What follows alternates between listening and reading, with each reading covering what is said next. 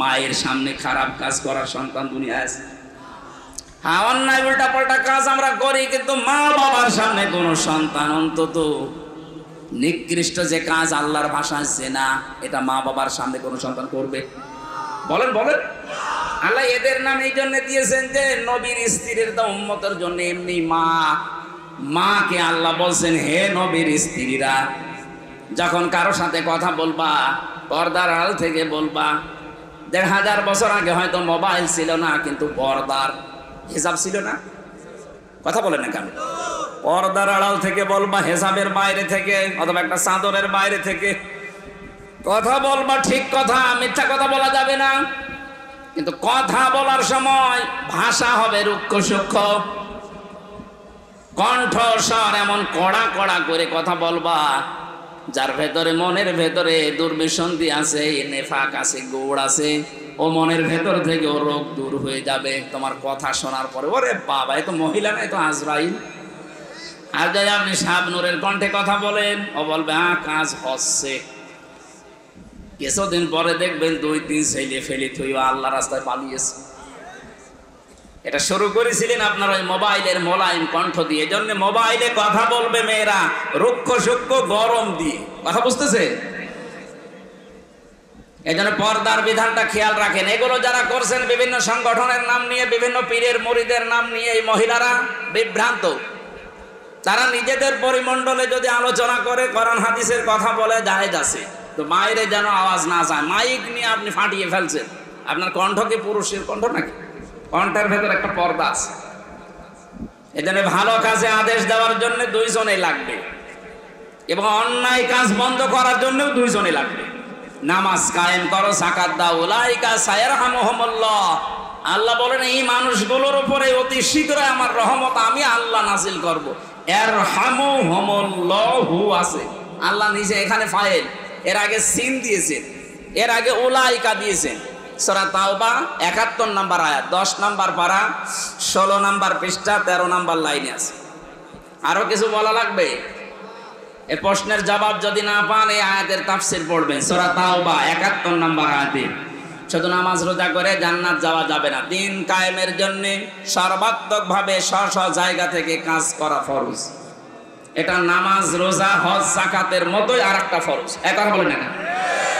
২ নম্বরের প্রশ্ন দিয়েছেন, আগের যুগের মহিলারা এসব কাজ করেনি, তাহলে তারা জান্নাত যাবে না। কে বলেছে আপনাকে? হযরতে সুমাইয়া, যিনি প্রথম শহীদ, ওনার জীবনী পড়ে দেখবেন। মুসলমান হওয়ার পর থেকে উনি যতদিন বেঁচে ছিলেন, ওনার লজ্জাস্থানে বর্ষা নিক্ষেপ করে বিদায় করা হয়েছে। এইরকম মহিলা যেই কয়দিনই তিনি হায়াত পেয়েছিলেন, মক্কার ঘরে ঘরে গিয়ে মহিলাদের কাছে লা ইলাহা ইল্লাল্লাহু মুহাম্মাদুর রাসূলুল্লাহ এ দাওয়াত পৌঁছিয়ে দিয়েছে। আর আপনি বলছেন ও আগেকার মহিলারা করেনি। কে লিখেছে আমি জানি না, আপনি হয়তো না জেনে লিখেছেন। প্রত্যেকটি মানুষের এই দায়িত্ব ছিল। বাল্লিগু আন্নী ওয়ালাউ আয়া। নবীজি বলেন একটা কথাও যদি তোর জানা থাকে ওটা মানুষের কাছে পৌঁছিয়ে দে। এটা কি শুধু পুরুষ উম্মতকে বললেন না মহিলা উম্মত? বলেন বলেন। এখানে তো শুধু পুরুষের নাম নেই, বাল্লিগু বহু বচন। বাল্লিগু সবাই মিলে পৌঁছিয়ে দাও।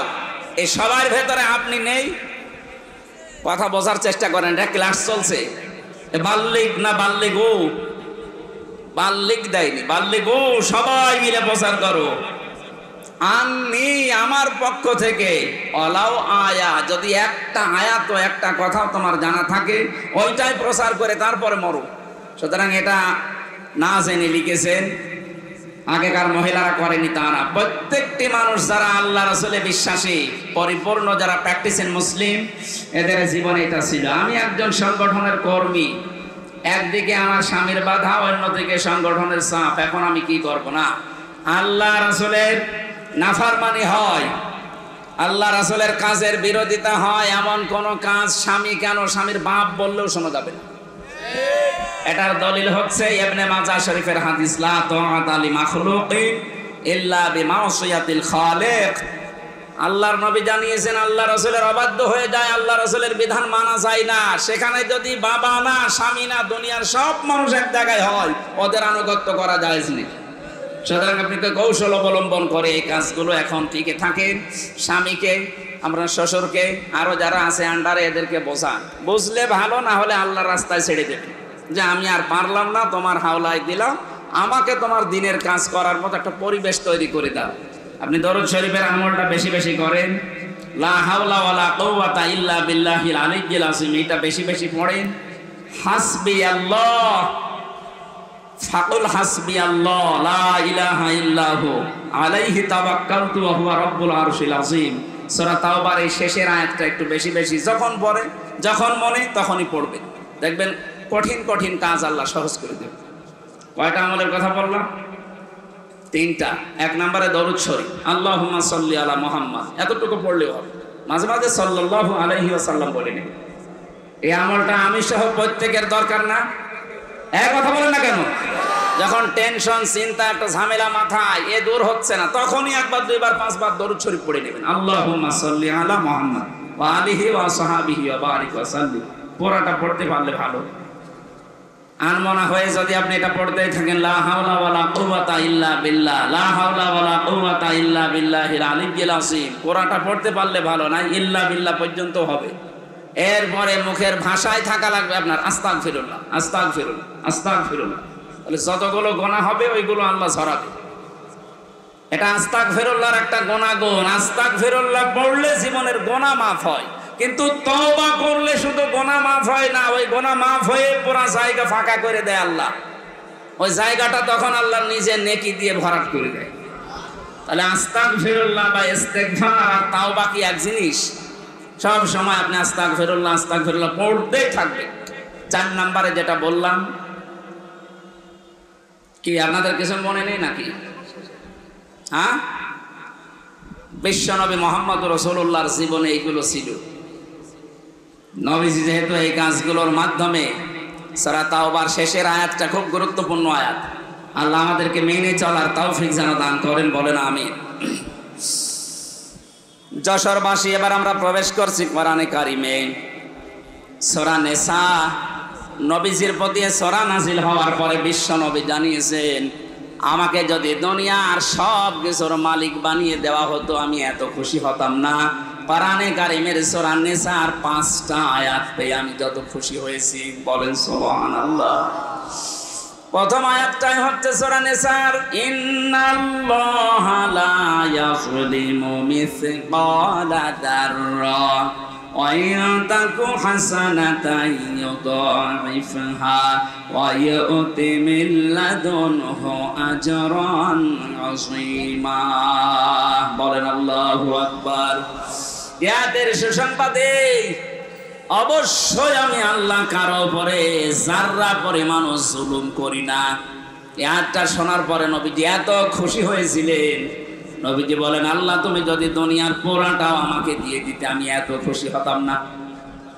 দ্বিতীয় নম্বরে তিনি খুশি হয়েছিলেন, ইন তাজতানিবু কাবাইরা মা তুনহাউনা আনহু নুকাফির আনকুম সাইয়্যাতিকুম ওয়া নুদখিলকুম মুদখালান কারীমা।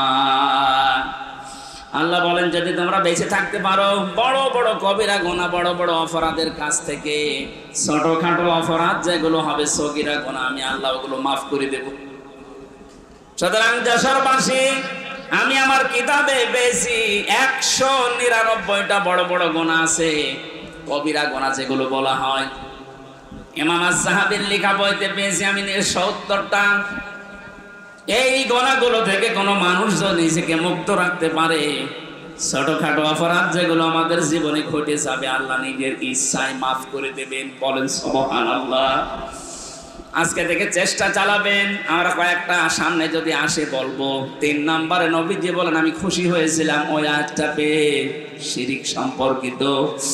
ইন্নাল্লাহা লা ইয়াগফিরু আন ইউশরাকা বিহি ওয়া ইয়াগফিরু মা দুনা যালিকা লিমান ইয়াশা। অবশ্যই আমি আল্লাহ সব গুনাহ মাফ করে দেব বান্দার, কিন্তু শুধু শিরকের গুনাহটা আমি আল্লাহ মাফ করব না। এই ঘোষণা কার? এইটা খেয়াল করবেন। আল্লাহ রাব্বুল আলামিন শিরকের কথা বললেন। কাবা শরীফে যারা প্রবেশ করে কাবার এরিয়ার ভেতরে আল্লাহ তাআলা তাদেরকে জানিয়েছেন আমান দাখালাহু কানা আমিনা। কাবার এই চত্বরের এলাকায় যারা প্রবেশ করবে তাদেরকে আল্লাহ নিরাপত্তা দান করবেন। এ ঘোষণা কার? আরো জোরে। যেহেতু আমরা বাংলাদেশের মানুষ ৬,০০০ কিলোমিটার দূরে আছি, সব সময় কাবার চত্বরে যাওয়া সম্ভব না। আমাদের ৫৬,০০০ বর্গ মাইল যদি কাবার চত্বরের মতো নিরাপত্তা দিয়ে ঢেকে রাখতে চাই, কোনো আমল নেই দুনিয়ায়, কোনো কাজ নেই। এটা সূরা আনামের ৮২ নাম্বার আয়াতে পাবেন। ৭ নাম্বার পারা ১৭ নম্বর পৃষ্ঠার ১ম নাম্বার লাইনে আছে আল্লাযীনা আমানু ওয়া লাম ইয়ালবিসু ঈমানাহুম বিযুলমিন উলাইকা লাহুমুল আমনু ওয়া হুম মুহতাদুন। একটু খেয়াল করবেন এদিকে, কোন দিকে তাকাচ্ছে? ইয়া কি করার জন্য এসেছে? আল্লাহ পাক বলেন যারা ঈমান আনে এবং ঈমানের সাথে ইলতিবাস করে না, আলাম ইয়ালবিসু মিশ্রণ ঘটায় না, যোগ করে না, এর সাথে মিলে মিশে থাকে না, কিসে? বিজুলমিন, জুলুমকে। এখানে জুলুম মানে শিরিক। জুলুম মানে কি? যারা তাদের ঈমানের সাথে শিরিককে মিশ্রণ করে না, উলাইকা লাহুমুল আমনু, আল্লাহ বলেন এই মানুষগুলো আমি আল্লাহর কাছে নিরাপদ। ওরা যদি নিরাপত্তা পেতে চায়, আমি আল্লাহ বলছি তারা যেন ঈমানকে শিরিক থেকে বাঁচিয়ে রাখে। আমি মক্কা মদিনায় বহু ঘোরাঘুরি করেছি জীবনে, ওখানে আর যাই হোক ওখানে শিরিক নেই। কথা বুঝতেছে?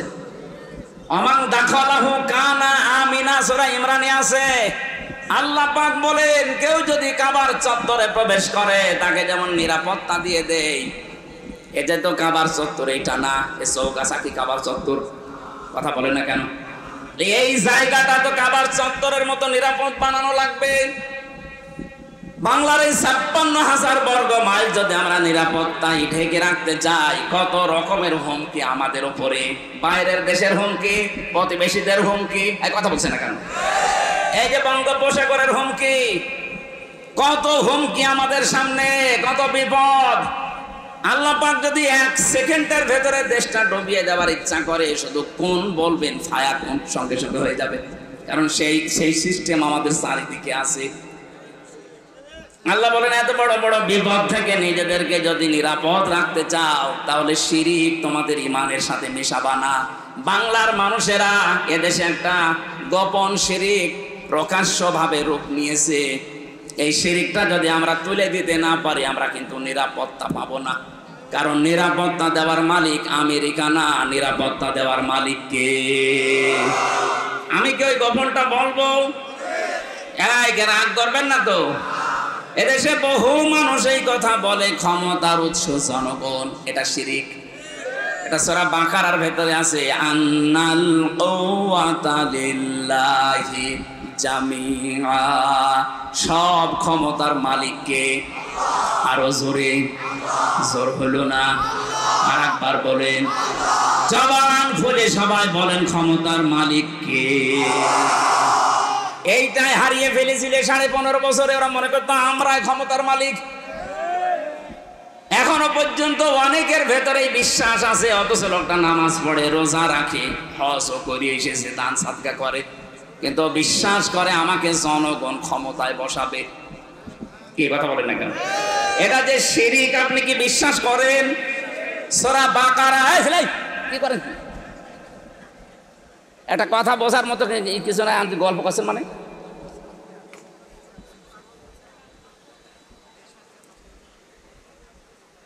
যে গুরুত্বপূর্ণ বিষয়টা টাচ দেয়, খুব ভালো করে খেয়াল করেন। হাজারো মানুষ আজ এই শিরিকটা বুঝে করুক না বুঝে করুক মুশরিক হয়ে মরে যাচ্ছে। বলে তো বিশ্বাসী মানুষ দেশে নেই? এক কথা বলেন এখানে। আপনার নামাজ দিয়ে কি করবেন? আপনি তো মুশরিক।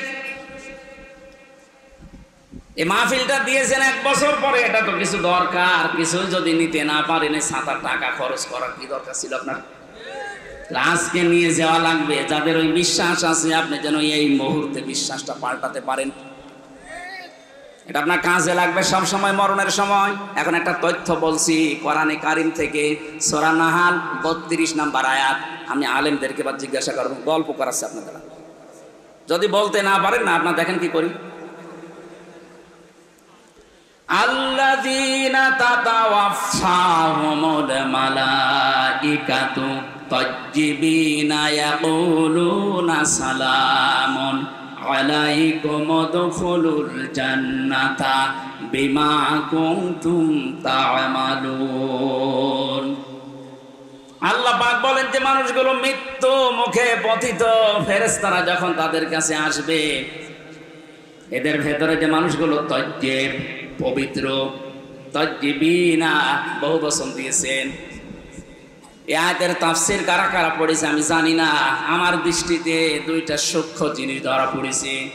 এই যে তাজ্জিবিনা, আল্লাহ জানিয়ে দিয়েছেন যাদের জীবন তারা পবিত্র করবে। তাজ্জিবিন মানে শুধু পোশাক পবিত্র না, শুধু শরীর পবিত্র না, আপনার চিন্তা চেতনার পবিত্রতা লাগবে। আজ হাজারো মানুষ এই উল্টা পাল্টা চিন্তা করার কারণে তাহিরি সাহেবের মতো মুশরিক হয়ে মরে যাচ্ছে।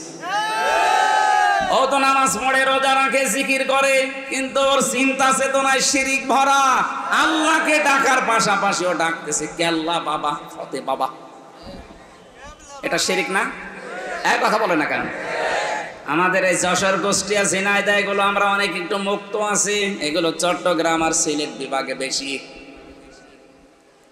আমি যেটা আপনাকে শিক্ষা দেওয়ার জন্য বলছি, ফেরেশতারা যখন দেখবে এর মৃত্যু পর্যন্ত পুরাটা এর শরীর না, এর পোশাক না, এর চিন্তা চেতনা, এর বিশ্বাস, এর কর্মজীবন, সব জায়গাগুলো পবিত্র, পরিষ্কার, পরিচ্ছন্ন, তখন ফেরেশতারা বলবে ইয়াকুলুনা সালামুন আলাইকুম উদখুলুল জান্নাহ, শান্তি তোমাদের উপরে, প্রবেশ করো আল্লাহর ওই বাগানে। জোরে বলেন আল্লাহু আকবার। আমাদের প্রতিটি মানুষের জীবনে এরকম একটা সময় আসুক, আমরা চাই না। তাহলে আমাদের চিন্তার পবিত্রতা আনা লাগবে। যারা এই বিশ্বাসে এখনো পর্যন্ত আছেন যে ক্ষমতার উৎস জনগণ, এরা আমাকে ভোট দিয়ে ক্ষমতায় বসাতে পারে, আল্লাহ না, তাহলে এই বিশ্বাস করার নাম শিরিক। কারা কারা এই বিশ্বাস করেন হাত তোলেন তো। এলাকায় তো মুশরিক আছে, মুশরিকের জন্য জানাজা নেই, কবরস্থান নেই, ওই যে পুড়িয়ে ফেলে হিন্দুদের মতো আপনাকে পুড়িয়ে ফেলা লাগবে না। কয়েকজনের আছে আমি জানি, যাদের আছে তারা পাল্টাবে। এই মুহূর্তে এই শিরিকটা বাংলাদেশ থেকে আমরা তুলে দিতে চাই, এটা লাইভ চলছে, সারা দুনিয়া শুনতেছে।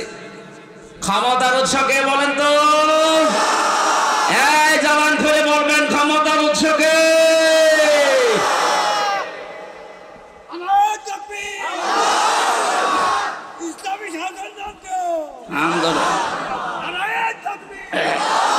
আলহামদুলিল্লাহ ভাই, আপনারা যেটা বুঝেছেন।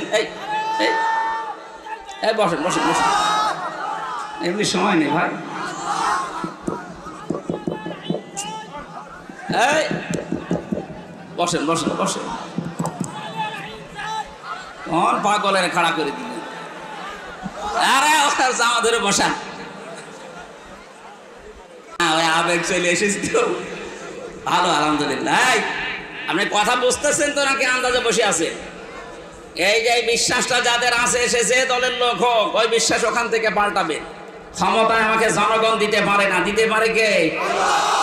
যদি ওই বিশ্বাস করেন, কোরআনের অনেকগুলো আয়াত আপনি মানেন না। কুলিল্লাহুম্মা মালিকাল মুলকি তুতিল মুলকা মান তাশা, এটাও আপনি মানেন না। এজন্য আজকে থেকে বিশ্বাস পাল্টিয়ে বাড়ি যাবেন নাকি? যদি এই বিশ্বাস পাল্টিয়ে শিরিক মুক্ত জীবন এই দেশে আমরা গঠন করতে পারি, আল্লাহ বলেন উলাইকা লাহুমুল আমনু। এই যে এইভাবে এই আঙ্গুল আল্লাহ এই যশোর চৌগাছা আড়পাড়ার দিকে এভাবে দেখিয়েছে, এই যে এই মানুষগুলোকে আমি আল্লাহ নিরাপত্তা দেবো। সুবহানাল্লাহ বলতে পারেন না? কাবার চত্বরে নিরাপত্তা দেবেন কে? এটা তো আর কাবার চত্বর না, এটা তো বাংলাদেশ। এখানে নিরাপত্তা পেতে হলে অবশ্যই শিরিক মুক্ত জীবন তৈরি করা লাগবে। 15.5 বছরে অনেকে জাতিকে শিরিক যুক্ত করার জন্য চেষ্টা চালাচ্ছিল, আল্লাহ আমাদেরকে বাঁচিয়েছে।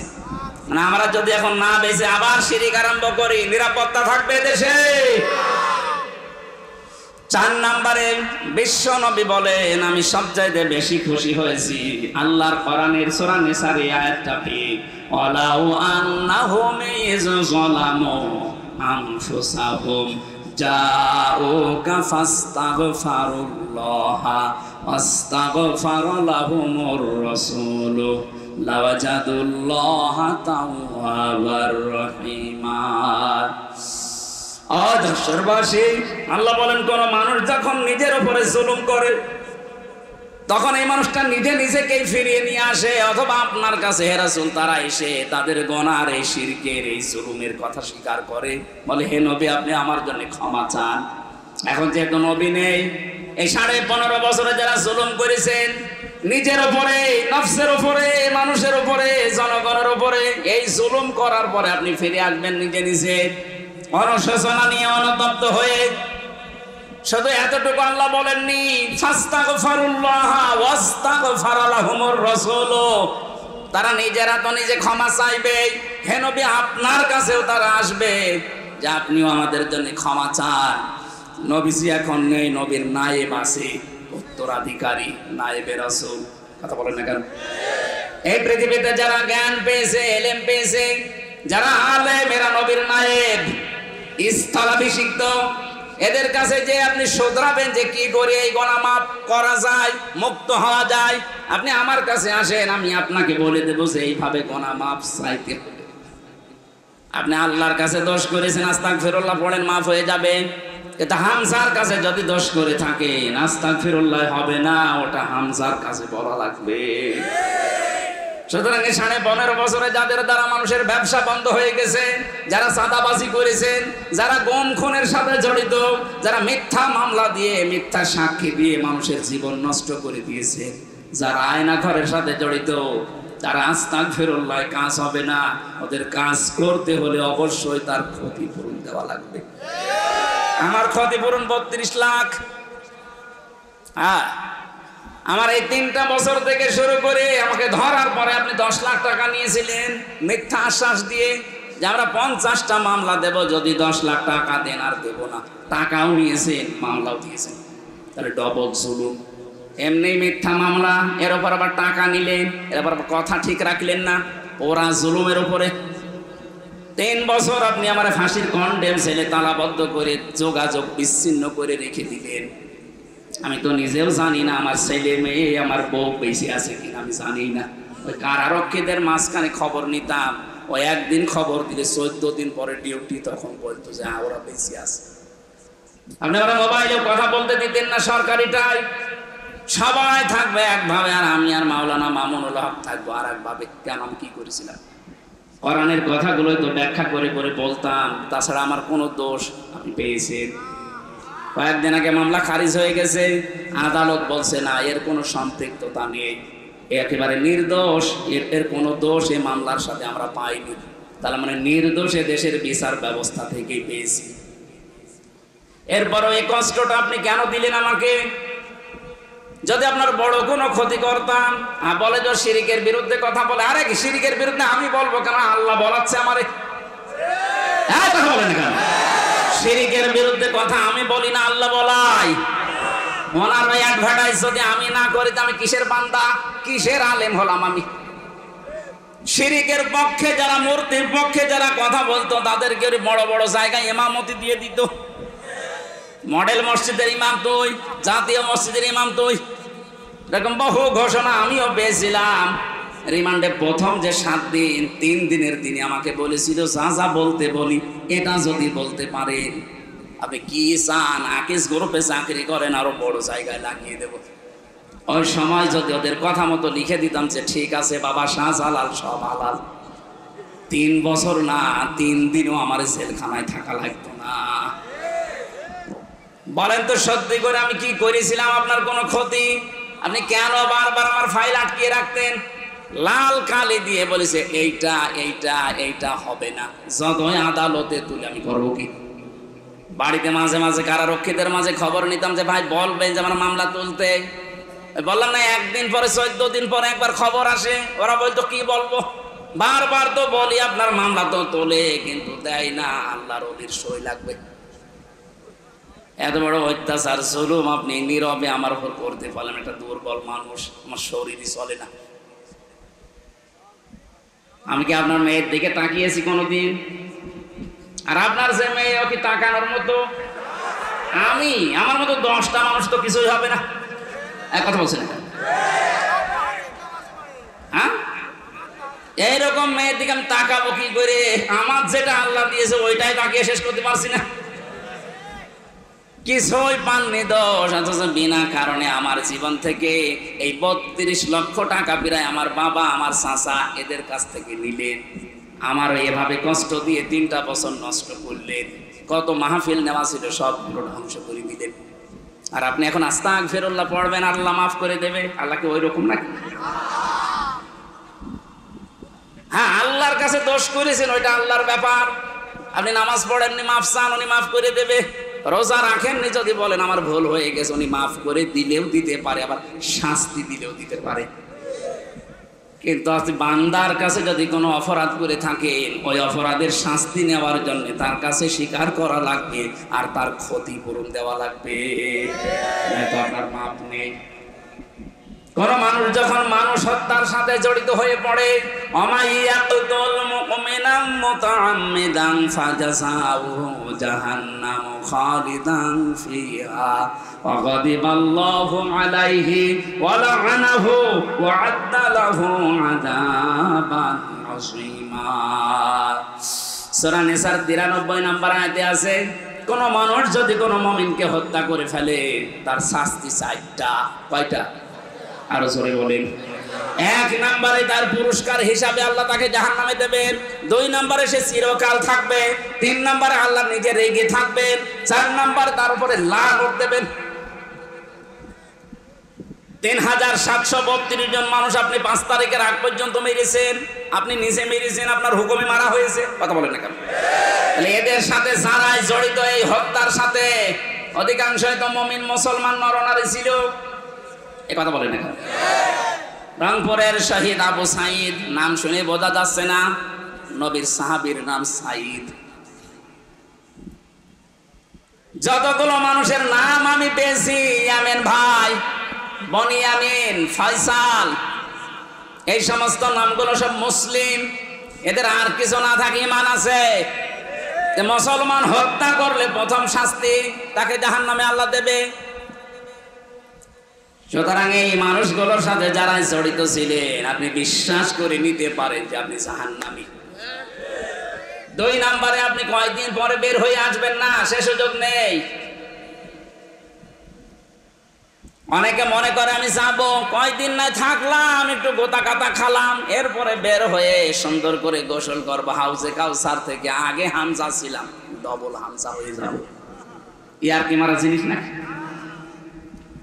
আমি কোরআনে কারীম থেকে কয়েকটা দলিল বলছি। যারা এই যে ইচ্ছা করে করে এভাবে হত্যা করলেন, তাদের কোরআনে কারীম তাদের সম্পর্কে জানিয়েছে। এটা সূরা যুমারের ভেতরে আছে।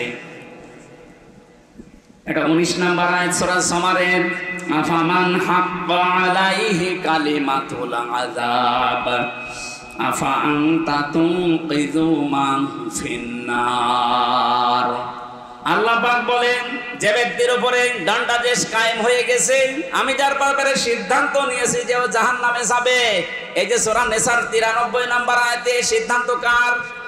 ওমাইয়াতুল মুমিনা মুতাআম্মিদান, যে ব্যক্তি কোনো মুমিন হত্যা করবে, ফাজাযাউহু জাহান্নাম। মাঝখানে ফা দিয়েছেন, কি দিয়েছেন? কেন? ফা 19টা অর্থে ব্যবহার হয়। যারা বালাগাত মানতেক পড়েছে তারা জানে, এখানে 13 নাম্বার একটা কায়দায় আমি করেছি। ফা ব্যবহার করা হয় এর পুরস্কার হিসাবে, জাযা হিসাবে।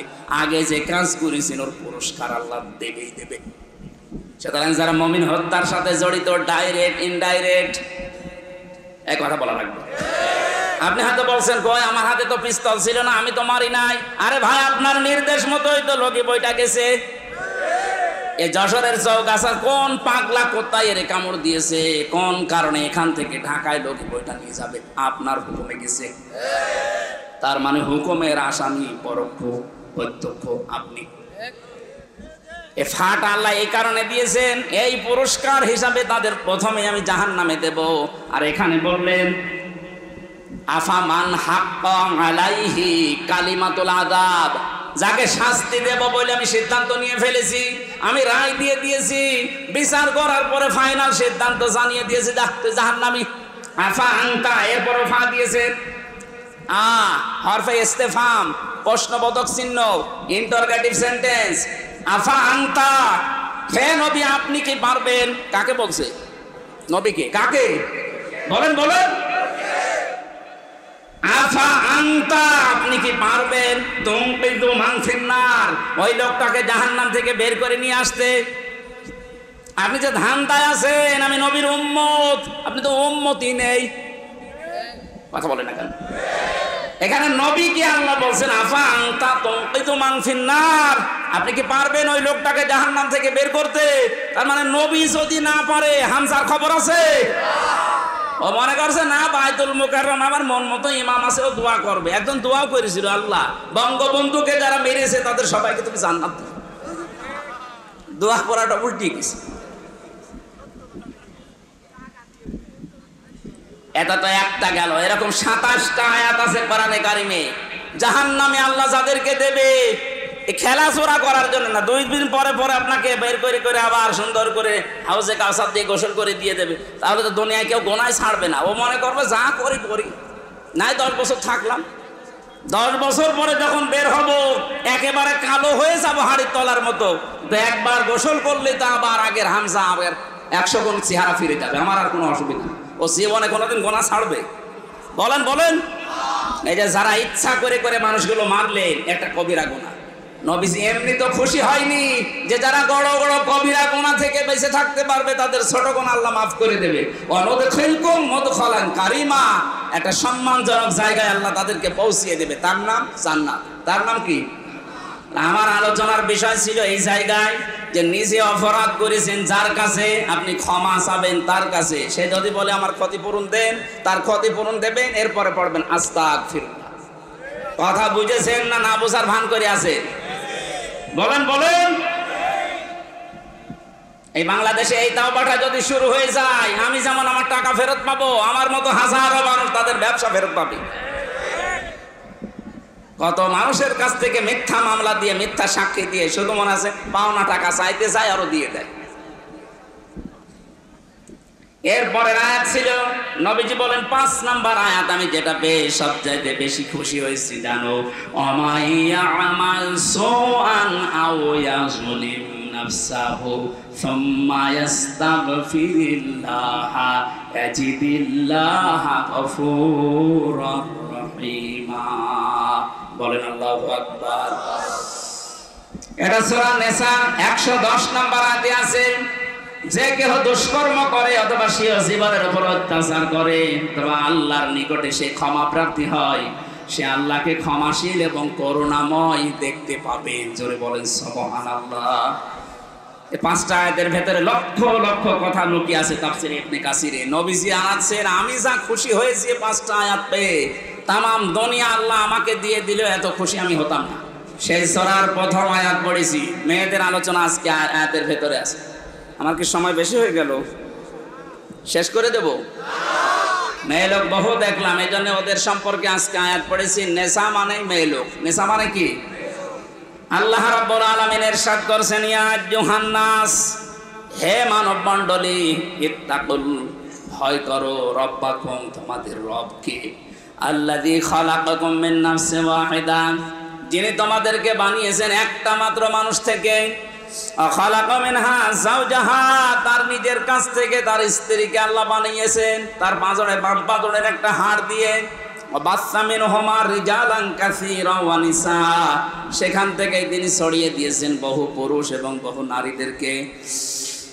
আত্তাকুল্লাহ, আল্লাহকে ভয় করো, আল্লাযী তাসালুনা বিহি ওয়াল আরহাম, যার নাম নিয়ে তোমরা একে অন্যকে বিয়ে শাদী করো, কিছু চাও তার কাছে যার নাম নিয়ে। ইন্নাল্লাহা কানা আলাইকুম রাকিবা, অবশ্যই আল্লাহ তোমাদের জন্য তত্ত্বাবধায়ক। কি বলছেন? তত্ত্বাবধায়ক। এই যে তত্ত্বাবধায়ক সরকারের জন্য এখন অনেকেই আহ্বান জানাচ্ছে অন্তর্বর্তীকালীন সরকারের কাছে, এই শব্দটা কোরআনে কারিমে আছে, রকিব। রকিব মানে তত্ত্বাবধায়ক। আমরা এটা চাই, কারণ তত্ত্বাবধায়ক না হলে যার মাধ্যমে হবে, মানুষের মন মানসিকতা এত সংকীর্ণ, ওরা টেনে টেনে এই কাজী রকিবউদ্দিনের মতো, হাবিবুল আওয়ালের মতো টেনে টেনে নিয়ে আবার ওদের পাশ করে। আল্লাহ যেহেতু নিজে তত্ত্বাবধায়ক, এবার আয়াতের মাঝখান থেকে যে 7টা শিক্ষা আমরা বের করতে পারি, মেয়েদের জন্য 4টা, পুরুষদের জন্য 3টা। আমার মনে হয় আপনারা বিরক্ত হয়ে যাচ্ছেন নাকি? যারা চলে যাচ্ছে এরা কারা? সকালে এসেছে, প্রসাব পায়খানার জন্য গেলে যাবেন, আর বিড়ি খাওয়ার জন্য হলে যাবেন, কারণ যশোরে তো বিড়ি বানানো হয়, ওটা না খেলে এই দেশ চলবে কি করে?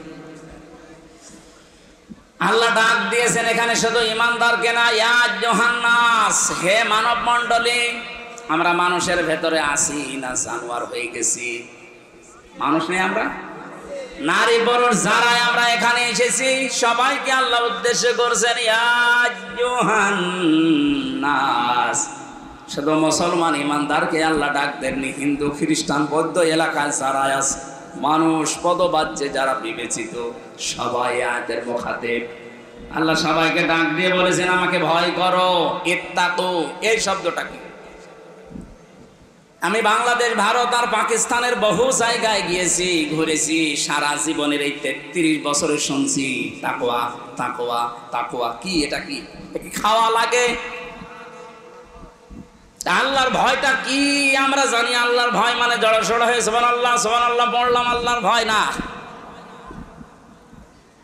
তাকওয়া শব্দের ব্যাখ্যা জানা দরকার আধুনিক ভাবে।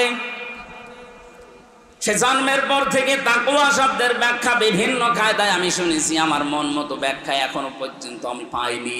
কয়েকদিন আগে একটা ডিকশনারি থেকে দেখলাম যে হ্যাঁ, এটা একটু মিলতেছে। আপনারা শুনবেন না? নবীজির কাছে এক সাহাবী এসে বললেন, হে নবী, আমি সফরে যাচ্ছি, আপনি দয়া করে আমাকে কিছু পাতেহের কথা বলেন যে কি কি জিনিস আমি নেব। নবীজি তাকে প্রথমেই বললেন, তুমি পাথেয় হিসাবে নিয়ে যাও তাকওয়া। কি? আল্লাহর ভয়। আমি সফরে যাচ্ছি, আল্লাহর ভয় দেওয়ার আছে, আবার আমি কি নেব? নবীজি যেটা বোঝাতে চেয়েছিলেন 1500 বছর আগে, হয়তো আমরা এখন অনেকে ক্লিয়ার না, এখন আস্তে আস্তে জট খুলতেছে। বিশ্বনবী জানাতে চেয়েছিলেন, সাহাবী তুমি যখন সফরে যাবে, সফর তো একটা কঠিন কাজ, ওখানে যাওয়ার জন্য যে শিক্ষা দরকার ওই শিক্ষাটা আগে নাও, ওখানে যাওয়ার জন্য যে প্রশিক্ষণ দরকার ওই প্রশিক্ষণটাও নাও, তারপরে সফরে যাও। এইটার নাম তাকওয়া। আজ আমরা আল্লাহর ভয় অর্জন করতে চাই, কি এটা? এই দুনিয়া চালাতে হলে আল্লাহর ভয় লাগবে, সংসার চালাতে হলে আল্লাহর ভয় লাগবে, পরিবার চালাতে হলে আল্লাহর ভয় লাগবে, সমাজ রাষ্ট্র চালাতে হলে আল্লাহর ভয় লাগবে, আন্তর্জাতিক বিশ্বের জন্য আল্লাহর ভয় আরো বেশি লাগবে। তাহলে আল্লাহর ভয়টার প্রধান অর্থ হচ্ছে যেখানে যাবেন, যেই জায়গায় বসবেন, ওই জায়গাটার শিক্ষা এবং প্রশিক্ষণ ভালোভাবে আয়ত্ত করে কাজটা আরম্ভ করবেন। কথা বলে না কেন? আজ দেখেন যিনি পালিয়ে গেছে উনি কিন্তু এই তাকওয়ার বিভিন্ন ফর্মুলা দিচ্ছে। ওনার তাকওয়ার ফর্মুলা কি? ওখান থেকে বিভিন্ন কায়দায় মানুষের ভেতরে ভয় ঢোকানোর জন্য, এই পৃথিবীকে বিশেষ করে বাংলাদেশকে অস্থিতিশীল করার জন্য, দেশটাকে চোরমার করে দেওয়ার জন্য বিভিন্ন পলিসি তিনি ওখান থেকে পাঠাচ্ছেন। ওখান থেকে বলে দিচ্ছে অমুকের অমুকের লিস্ট করে রাখো, অমুকের অমুকের বাড়ি ঘরে হামলা চালাও, আগুন লাগাও, ট্রাম্পের ছবি নিয়ে আগুন লাগিয়ে দাও, তাহলে ট্রাম্পকে দেখাতে পারবো যে এই দেশে আপনার বিরোধী লোক আছে, তখন অন্তত কিছু করা যাবে। শয়তানি বলতে দেখেছেন? যদিও এগুলো শিক্ষা না, প্রশিক্ষণ না, ওরা নিজেরা এগুলো বানিয়েছে। আমরা যেহেতু আল্লাহর পথে আল্লাহর বান্দা, আমাদের তাকওয়া হবে। সামনের বাংলাদেশকে গড়তে হলে আন্তর্জাতিকভাবেও তাকওয়া অবলম্বনকারী মানুষ দরকার। আন্তর্জাতিক জীবনের একটা আয়াত আল্লাহ কোরআনে নাযিল করেছেন, সূরা মায়েদা, এটা 6 নাম্বার পারার 16 নাম্বার পৃষ্ঠার 1 নাম্বার লাইনের 51 নাম্বার আয়াতে আছে। আন্তর্জাতিক জীবনে আপনি কিভাবে পলিসি মেকিং করবেন, এই জায়গায় আল্লাহ এই কথাগুলো আমাদেরকে শিখিয়েছেন।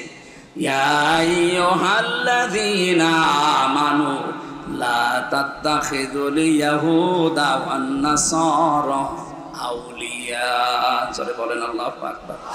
আমি দলিলগুলো লম্বা করতে পারছি না, আমার মাগরিবের পরে আলোচনা আছে খুলনা, এই জন্যে ওখানে যাওয়া লাগবে। মিয়া গোলাম পরওয়ার সাহেব ওখানে উপস্থিত আছেন, ওই জায়গায় যে আলোচনায় বসা লাগবে। মাগরিবের পড়ার সময় বেশি নেই। এই আয়াতের ভেতরে যে শিক্ষাগুলো একটা একটা করে বলতে গেলে অনেক সময় দরকার। আমার একটা মাহফিল আছে পাশের থানাতে। এর পাশে কোন থানা? কালীগঞ্জ না, এইদিকে কোটসাদপুর না, যে মহেশপুর। মহেশপুরে আমার মাহফিল আছে আসর থেকে মাগরিব পর্যন্ত। ওই জলিলপুর মাদ্রাসা 8 তারিখে সামনে মাসের 8 তারিখে আছে, আর বেশি দিন নেই। ওখানে 8 তারিখে জলিলপুর, এই যে আব্দুল হাই মাওলানা আছে না, উপজেলা চেয়ারম্যান ছিল, ওনার মাদ্রাসায় মহেশপুর জলিলপুর। আমি দাওয়াত দিয়ে গেলাম।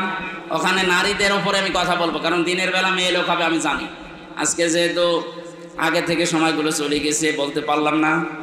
ওই দিন যদি দেখা হয় সম্মানিতা মা বোনরা, আমি আজকে ক্ষমা চেয়ে নিচ্ছি। ওখানে দেখা হবে, আপনাদের সাথে কথাও হবে।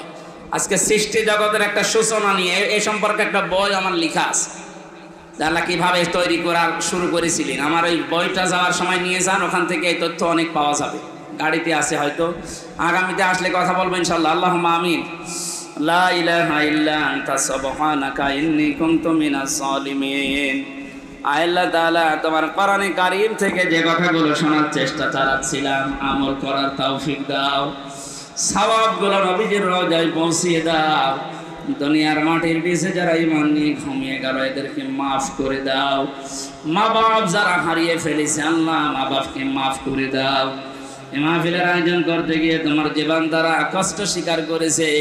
আমি দেখলাম বহু যুবকেরা, প্রায় 100 জন যুবক চেষ্টা চালাচ্ছে মাহফিলটা বাস্তবায়নে। এই যুবকদেরকে যে মা পেটে নিয়েছে, মায়ের পেট ধন্য বানিয়ে দাও। যে বাড়িতে এসে বসেছিলাম, ওই আলেমকে কবুল করো।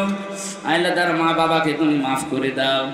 মাহফিলের প্রধান অতিথি অধ্যাপক আরশাদুল আলম, আল্লাহ তোমার এই গোলামকে মেহেরবানি করে কোরআন বুকে নিয়ে সংসদে যাওয়ার তৌফিক দাও।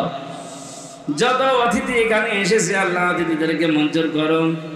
তুমি জানো 3টা বছর জেলখানায় থাকাকালীন আমার মারাত্মক রোগ শরীরে। আমার কণ্ঠে এখন আর সাপোর্ট করতে চাই না, আমার শরীরেও সাপোর্ট করে না। তোমার কাছে আমি কুদরতি ভাবে তোমার কুদরতি পা ধরে ভিক্ষা চাই, আমার শরীরকে আগের অবস্থায় আবার ফিরিয়ে দাও। সম্মানিত মা বোনদেরকে কবুল করো। আল্লাহ তাআলা, বহু মা বোনেরা বিভিন্ন জায়গায়, গাছতলায়, বাঁশের নিচে, ঘরের ভেতরে বসে আছে। যার যা মনের কামনা বাসনা যায়, আশাগুলো পূর্ণ করে দাও। অনেকের জীবনে এমন এমন রোগ তুমি দিয়েছো, মানুষের কাছে বলতেও পারি না।